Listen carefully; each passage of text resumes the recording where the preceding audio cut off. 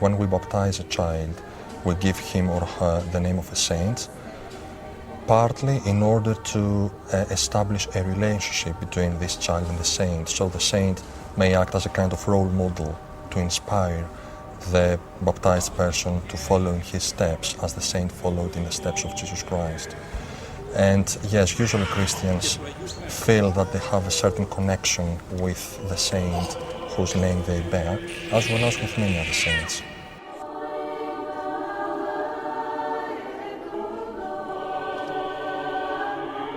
Greece still remains a Christian country, and people feel very much attached to the saints.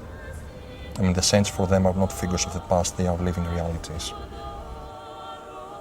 When Orthodox Christians go in Western churches, what they say is that they find them very cold, whereas they find our own churches spiritually warm, with all the icons around, all this decoration, all this representation of the kingdom, the visual representation of the kingdom of God. It gives us strength to keep going.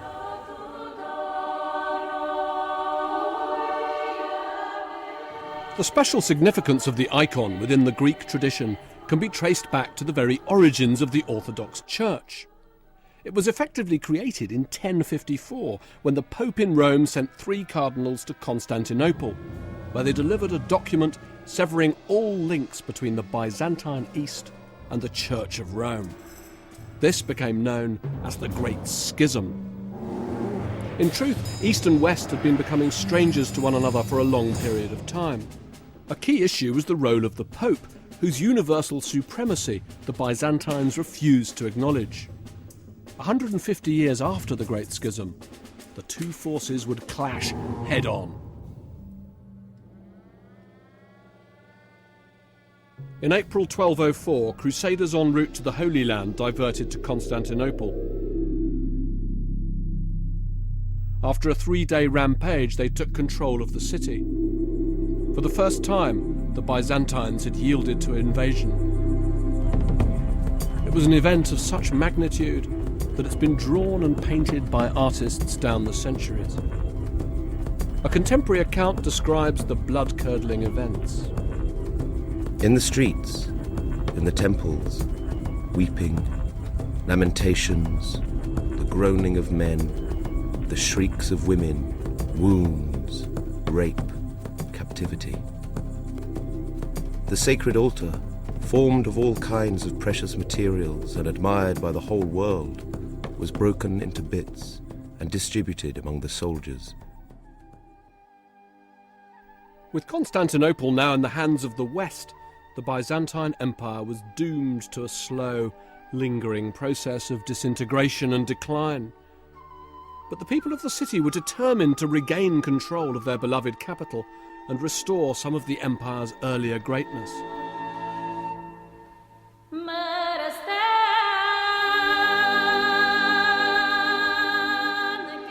In 1261, after more than half a century of occupation by Western Christian forces, the city was once more restored as the Byzantine capital. It was an event that would herald the beginning of a last great artistic resurgence, and its centre was once more the Hagia Sophia. To mark the retaking of the city and the reclaiming of the cathedral, a great series of mosaics was commissioned from the empire's leading craftsmen. And if you want to have a sense of just how sophisticated, beautiful, subtle mosaic art could be in Constantinople in the second half of the 13th century, there's no better place to be than here. This mosaic is called the Deesis. It's one of the true masterpieces of Byzantine art. It shows the figures of the Virgin Mary and St. John the Baptist pleading with Christ for the salvation of man. It's typical of the final flowering of Byzantine art that followed the restoration of the empire in 1261. It's hard to believe that this degree of subtlety of modelling can be achieved in mosaic. These faces look forward towards the pinnacle of Renaissance art, which was indeed hugely influenced by this earlier Byzantine Renaissance. Although the composition of the image and the poses of the figures are reflections of medieval Byzantine tradition, its psychological and emotional realism is quite new. With hindsight, it's easy to see all kinds of things in art that simply aren't there, but I wonder if there isn't some portent of the end of empire, the end that was to come, in the sad and solemn eyes of these figures. And they're just a fraction of what was once here.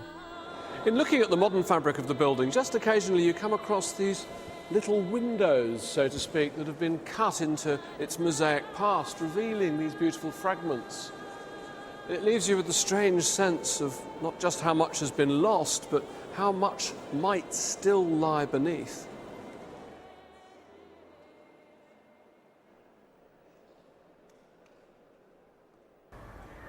By far the most complete example of late Byzantine art can be seen in one of the last buildings of the Byzantine Empire, the Kora Monastery.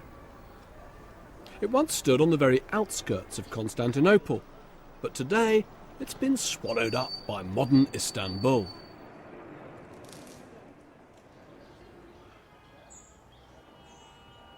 The Church of the Kora is one of the real jewels of Constantinople because it represents almost the only surviving example of the late style of Byzantine art in the city. This extraordinary mosaic cycle was created in the second decade of the 14th century, and it shows scenes from the life of the Virgin and the life of Jesus. Now, if you look at the style of these mosaics, they're a world away from the statuesque, solemn monumentality of earlier Byzantine art. Suddenly, there's this tremendous emphasis on action, emotion, far more figures in the scenes. Over there, we see the rarely depicted miracle of the woman with the issue of blood, and she flings herself at Christ's feet with this extraordinary sort of energy in her pose that we just haven't seen this before in Byzantine mosaics. Over there, there's a very strong emphasis here on Christ and his miracles. He's healing a blind man, healing a dumb man, healing a leper. The emphasis is very strongly on salvation.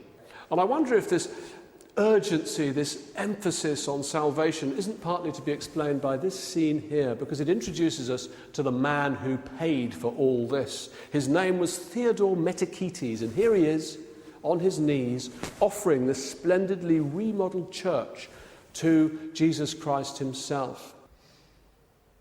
Now, Theodore Metakites was a man with a distinctly dodgy reputation. Some even referred to him as the emperor's evil genius, and he was renowned for fleecing the poor to line the imperial coffers. And I wonder if paying for this splendidly remodeled church with its mosaics wasn't his way of putting some of that money back, of offering it to God in the hope of saving his own soul. But the Kora's masterpiece is in the inner sanctum of the church. This space is Metakites' own funerary chapel, and he had it decorated, interestingly enough, in the much poorer medium of painting. Now, we don't know why that was so.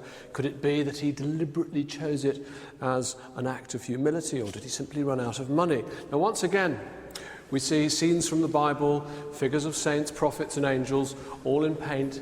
But this time there's much less to detain the eye in these scenes. All the emphasis is towards this end and towards this extraordinary image of the anastasis, the harrowing of hell. It's full of an energy that we've never really seen in Byzantine art before.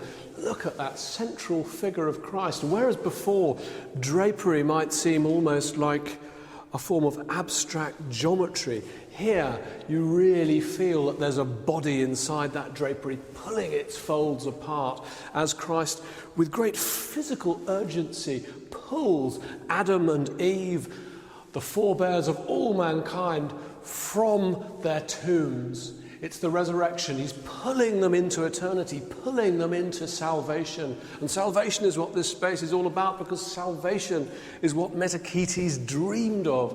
What I really love in this picture as well is this fantastic detail that Christ is harrowing hell, and what he's done is he's broken the gates of hell, and you can see all this bric-a-brac, this debris, this locksmithery. Those are all the locks that were used to fasten hell, but he's broken hell open, and there we see almost, it's quite hard to make out, but there's the figure of Satan trampled beneath Christ's feet. It's a profoundly powerful, energetic image of salvation. And I think it's not hard to imagine Metachetes contemplating it very much with his own salvation in mind.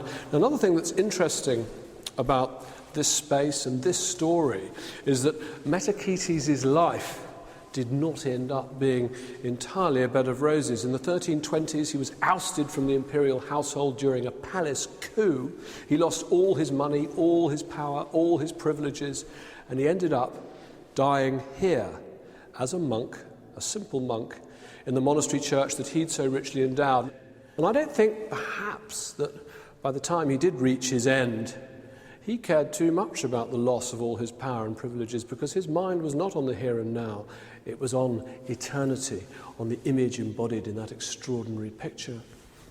Now, this is actually the last great work of Byzantine art in Constantinople. So it's not just one man's last memorial, last monument. It's also the swan song of an entire empire.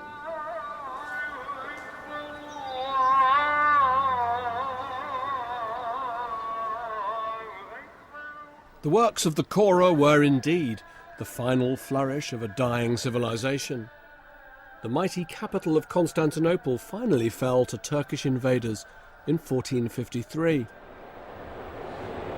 Christian art and architecture continued to exist under the new Ottoman Empire, but over the years the Christian artistic landscape gradually changed into an Islamic one. Cathedrals became mosques, and minarets rose into the sky. Mosaics were plastered over or whitewashed. Works of art that had survived since the time of Emperor Constantine were gradually erased from the new Ottoman capital.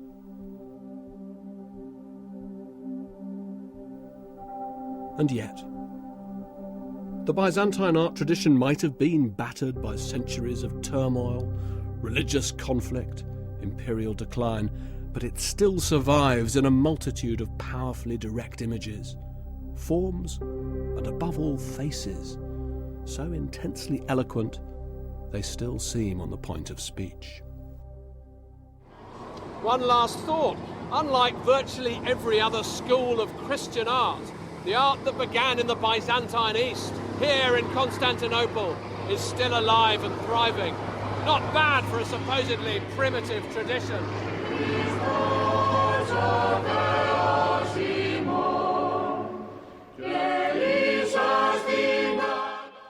The Art of Eternity continues on BBC4 Wednesday evening at 9. Next, Fighting for Fidel.